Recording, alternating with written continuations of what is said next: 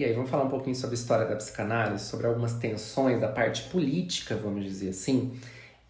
Porque desde Freud ele já tinha uma intenção ali de que houvesse uma escola, ele fazia aquele grupo semanal, e isso vai futuramente se tornar a Sociedade Psicanalítica de Viena. Depois nós temos a IPA, que é a internacional, que ficava sediada em Londres, na Inglaterra, e que mandava e desmandava e colocava ali umas regras, uma ortodoxia bem rígida, sessões de 45 minutos e várias outras coisas.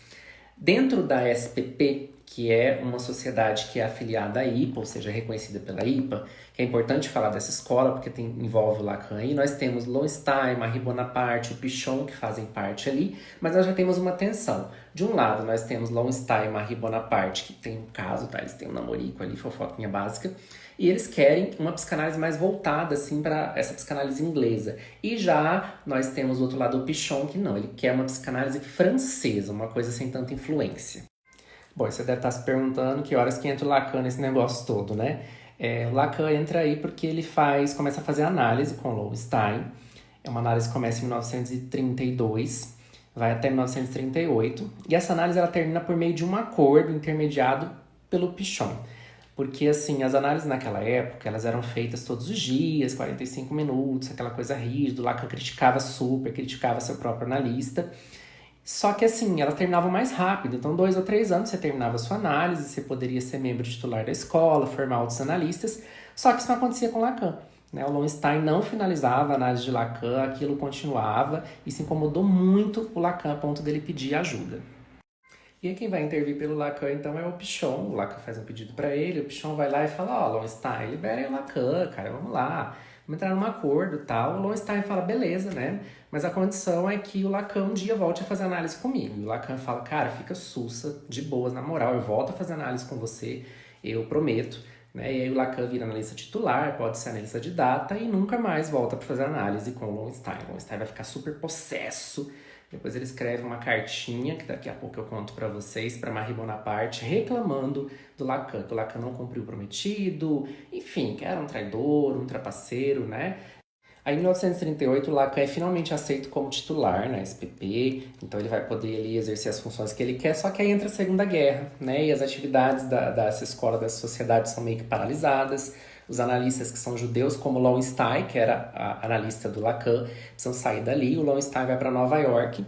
Lá ele vai se juntar com o Chris, com o Hartmann, e eles vão dar origem, vamos dizer assim, à psicologia do ego, que é o que o Lacan tanto vai bater em cima no seminário 1. Tá? Ele vai ser bem contra assim, isso que estão fazendo com a psicanálise, que está se distanciando de Freud. Vocês veem o paradoxo? A IPA tem essas regras rígidas, ou seja, vamos ficar aqui no Freud, mas a coisa acaba saindo ali do rumo, né? E aí, em 1947, né, a SPP ela muda a presidência e quem vai ser o presidente vai ser o Sasha Nath. Só que ele era uma pessoa muito rígida, muito ríspida ali, e isso acabou gerando muitas críticas, e aí a gente começa com uma nova tensão. E qual que é essa nova tensão? Esse cara, esse presidente, né, da SPP, o Sasha Nath, não sei, ele e outros lá se reúnem, querem fazer regras rígidas para a formação dos psicanalistas, e se inclui nessa regra que só médicos podem ali ser psicanalistas. Né? O Lagache não concorda, Lacan e outros tantos, né, que não, que a psicanálise é para os leigos, assim como postulava Freud. Vocês vão vendo como que a própria SPP, que era afiliada à IPA, vai se distanciando daquilo que Freud postulou, de uma psicanálise ali que fosse, né, leiga, ou seja, que fosse para os leigos, para quem quisesse ter acesso. E como nesse tempo, né, um outro movimento, Lacan, a partir dos anos 50, 1950, na sua casa ele começa a fazer ali, alguns seminários. Ele começa por lendo, né, os textos do Freud, ali o seminário ele faz o Homem dos Ratos, depois o Homem dos Lobos. São seminários que não foram estenografados, então não ficaram gravados, a gente não tem acesso, por isso que eles não entram naquela numeração 1, 2, 3, mas são os 2 primeiros seminários de Lacan. E as tensões aumentam dentro da SPP, o presidente lá, o Sasha, ele começa a dizer assim que precisa ter um instituto para formar os psicanalistas, com regras mais rígidas e tal, porque chegam notícias das sessões curtas de Lacan, porque ele tá fazendo seminários, aparece muita gente, eles começam a fazer uns cálculos e ver, esse cara tá atendendo em menos tempo, chamam ele na escola várias vezes por conta disso, e o Sasha Nath e outros lá são adeptos de que para ser psicanalista precisa ser médico, né? Eles vão fazer uma série de regras, o Lacan não concorda, o Lagache, o doutor, saem da SPP, o Lagache vai fundar a Sociedade Francesa de Psicanálise, a SFP, da qual depois o Lacan vai participar. Em 1953, o Lacan começa a dar seminários no Hospital Sainte-Anne, e já começa a ter seus adeptos. Aí é o seminário 1, vocês devem se lembrar disso, onde ele vai falar desse retorno a Freud, disso que está sendo distanciado, né? Essa psicologia do ego, análise das resistências, vai fazer uma crítica bem ferrenha a isso, e a SFP não consegue o reconhecimento pela IPA. Isso vai ser uma nova batalha.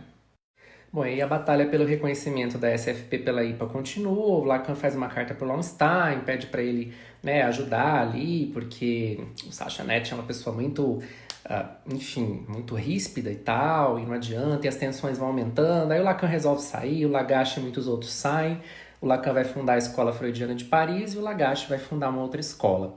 Nesse ano também, o Lacan faz uma parceria com o Althusser, que era um professor universitário, filósofo marxista, estruturalista, bem ali da epistemologia do Lacan, e o Althusser fala assim, vem cara, vem dar seu seminário aqui no auditório, vai ter uma galera para te ouvir, e o Lacan pronuncia, dá o seminário 11, os 4 conceitos fundamentais da psicanálise, onde ele abre falando da sua excomunhão, que ele sai da SFP, sai da IPA, e ele chama isso de uma excomunhão, né? Ele tá ali como excomungado, não aceitam ele do jeito que é, então ele vai fazer seu seminário com o seu estilo.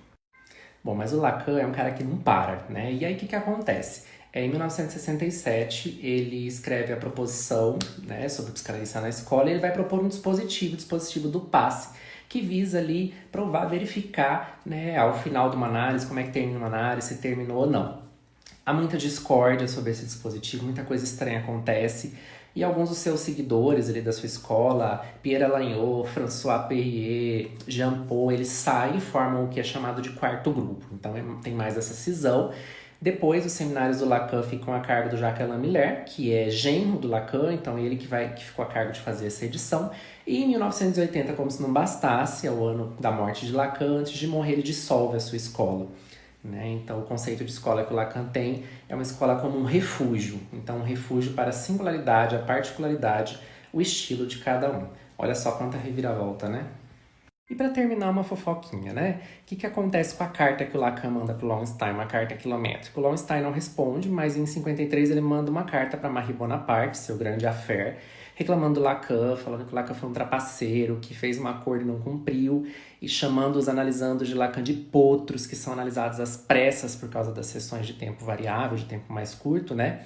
E desejava, assim, do fundo do coração dele, agarrou um ódio ali, tava putaço com o Lacan, desejava que os analisandos do Lacan nunca fossem aceitos pela Sociedade Internacional de Psicanálise, então não poderiam formar outros analistas. Tava ali espraguejando, ele ficou com raiva, né? Deve estar esperando até hoje o Lacan voltar para fazer análise com ele. Mas, enfim, essas coisas acontecem, né? 15 anos depois, né, o Lacan faz essa carta e ele ainda tá ali ressentido.